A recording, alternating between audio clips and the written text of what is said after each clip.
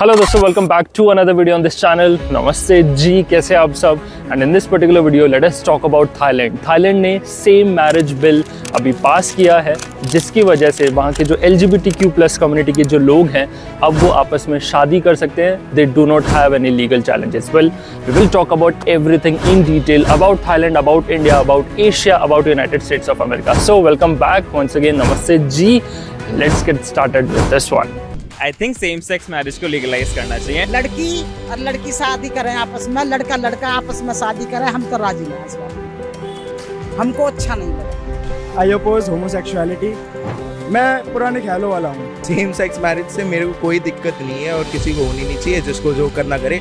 इन प्रकृति के खिलाफ है, नेचर के खिलाफ है और सामाजिक ताना बाने के खिलाफ है। दोस्तों, हर किसी की एक सेक्सुअल ओरिएंटेशन होती है, एक जेंडर आइडेंटिटी होती है और वो कुछ भी हो सकती है। उसमें सही या गलत आप किसी को बता नहीं सकते। लेकिन जो लोग खुद को LGBTQIA+ कम्युनिटी का हिस्सा मानते हैं वो दूसरों की तुलना में ज़्यादा मेंटली स्ट्रेस्ड रहते हैं। उनके डिप्रेशन के सिम्टम्स एक्सपीरियंस करने की पॉसिबिलिटी ज़्यादा होती है और वो इसलिए होता है बिकॉज LGBTQIA+ समुदाय के जो लोग हैं उन्हें हरासमेंट, फैमिली रिजेक्शन और वायलेंस जैसे डर का सामना करना पड़ता है। सच्चाई ये है कि हम में से ज़्यादातर लोग टेंशन या डिप्रेशन को फेस करते हैं अपनी ज़िंदगी में, but because of family support, because of society support, we are able to navigate through those challenges. But ये जो LGBTQIA+ कम्युनिटी के जो लोग हैं, ना ही उनके पास इनफ फैमिली सपोर्ट है, ना ही उनके पास एडिकेट सोसाइटी सपोर्ट है और इसकी वजह से उन्हें काफ़ी इश्यूज होते हैं। काफ़ी सालों से तो इन समुदाय के जो लोग हैं उन्हें मेंटली इल भी लेबल किया गया है। लेकिन अब काफ़ी सालों की मेहनत के बाद एक छोटा सा कदम उठाया गया है इस कम्युनिटी के बेटर वेलफेयर के लिए। Thailand has become the first Southeast Asian country to legalize same-sex marriage.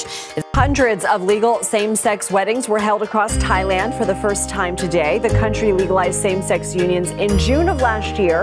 It took several months for the law to take effect. 23 जनवरी 2025 गुरुवार को थाईलैंड ने इक्वल मैरिज बिल को लागू किया। This makes Thailand first country in South East Asia and third in Asia to do so after Taiwan and Nepal. अब Thailand में same sex marriage legal है, allowed है। दैट मीन्स एक आदमी दूसरे आदमी से शादी कर सकता है and same goes for women as well.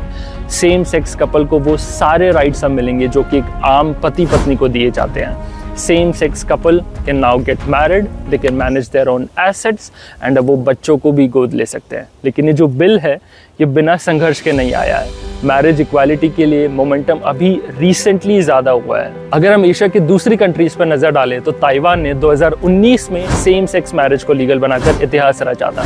नए कानून के तहत समान लिंग वाले जोड़ों को वही सारे अधिकार दिए गए जो कि विपरीत लिंग वाले जोड़ों को मिलते हैं। लेकिन ताइवान में एक लिमिटेशन है। ताइवान में अभी तक बच्चे गोद लेने वाले जो कानून है उस पर कुछ लिमिटेशंस हैं। अगर हम नेपाल की बात करें तो नेपाल ने समान लिंग विवाहों को मान्यता देने की दिशा में महत्वपूर्ण कदम उठाए हैं। हालांकि अभी तक वहाँ कोई लॉ पास नहीं हुआ है, लेकिन 2007 में नेपाल के सुप्रीम कोर्ट ने सरकार को ये निर्देश दिए थे कि वो LGBTQ+ अधिकारों की रक्षा करने के लिए कानून बनाए। Although the legislative process over there is slow, but at least they are working towards it. अगर हम हमारे देश, अगर हम इंडिया की बात करें तो इंडिया 2023 में सेम सेक्स मैरिज को लीगल बनाने के काफ़ी करीब पहुंच गया था, लेकिन ऐसा हो नहीं पाया। इंडिया के सुप्रीम कोर्ट ने सेम सेक्स मैरिज को कानूनी मान्यता देने से इनकार कर दिया, ये कहते हुए कि ये सांसद का अधिकार क्षेत्र है, कि सांसद की रिस्पॉन्सिबिलिटी है कि वो ऐसा कानून बनाकर पेश करें। लेकिन सुप्रीम कोर्ट ने समलैंगिक जोड़ों को अधिकारों को स्वीकार किया, उन्हें कानूनी दंड के डर के बिना रिश्ता बनाने की भी अनुमति दी, पर सेम सेक्स मैरिज अभी तक इलीगल है इंडिया में। इसका मतलब ये है कि इंडिया में LGBTQ+ व्यक्ति अभी भी लीगल चैलेंजेस का सामना करता है। Biological man means biological man. It's not a question of notion. Biological man is not a definition of what your genitals are. It's far more complex. They may be a minority, but the majority cannot decide the rights of a minority. आजकल लोग कहते हैं कि homosexuality भारतीय संस्कृति, प्रकृति और विज्ञान के खिलाफ है, लेकिन हकीकत ये है कि हमारे प्राचीन समाज में और साहित्यिक कार्यों में होमोसेक्सुअलिटी के काफ़ी एविडेंसेस हैं और वो एविडेंसेस ये भी शो करते हैं कि हिंदुइज्म होमोफोबिक नहीं है, और एविडेंसेस ये भी शो करते हैं कि homosexuality thrived in ancient India until India was invaded by Islamic rulers. अर्थशास्त्र भी मेंशन करते हैं होमोसेक्सुअलिटी को।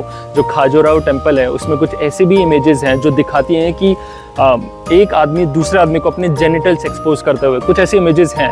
सिमिलर तरह की इमेजेस सन टेम्पल जो कि कोणार्क में सिचुएटेड है उसमें भी देखी गई है। तो ऐसा नहीं है that this is something new which has recently started now because of internet or because of globalization or whatever the reason may be.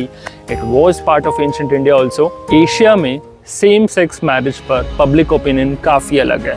कुछ देश हैं जैसे जापान, सिंगापुर, वियतनाम, हांगकांग। इन देशों में सेम सेक्स मैरिज के लिए काफ़ी सपोर्ट है, लेकिन अभी तक इन देशों ने सेम सेक्स मैरिज को लीगल नहीं किया है। वहीं पे कुछ देश हैं जैसे इंडोनेशिया हो गया, मलेशिया हो गया, श्रीलंका, साउथ कोरिया, इसमें सेम सेक्स मैरिज को लेकर काफ़ी विरोध भी है। ज़्यादातर कंट्रीज़ में सेम सेक्स मैरिज एक डिबेट का मुद्दा है। कुछ देशों में तो सेम सेक्स मैरिज एक अपराध भी है। Homosexuality is a crime in Indonesia and Brunei. Brunei में तो कुछ ऐसे डिफ़िकल्ट पनिशमेंट भी दिए जाते हैं, जैसे उन्हें पत्थर मारकर उन्हें मौत की सज़ा सुना दी जाती है। सऊदी अरेबिया में, यूनाइटेड अरब एमिरेट्स में, अफगानिस्तान में, ये सभी में होमोसेक्सुअलिटी एक क्राइम है। अगर हम यूएसए की बात करें, then United States of America ने काफ़ी सालों के प्रयासों के बाद 2015 में सेम सेक्स मैरिज को लीगल कर दिया, और फिर 2020 आते आते 12 से अधिक देशों ने सेम सेक्स मैरिज को लीगल किया, जिसमें यूनाइटेड किंगडम, नीदरलैंड्स, फ्रांस और स्पेन शामिल है। सो टू कंक्लूड, कुछ लोगों का ये कहना है कि लोग खुद को समाज से अलग नहीं मान सकते हैं, उन्हें समाज के कानून और व्यवस्था का पालन करना चाहिए।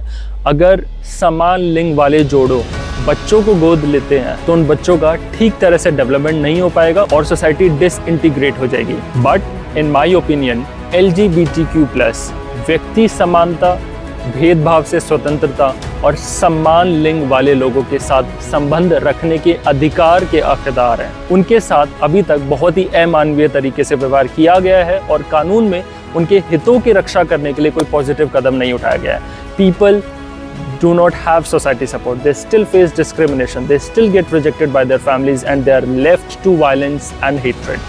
Homosexuality is not something new. Well, this was part of our ancient culture and we all should become much more sensitive towards this issue and should delicately form an opinion on this. And at least we should stop calling them mentally ill. So thank you so much for watching and I'll see you in the next video. Namaste ji.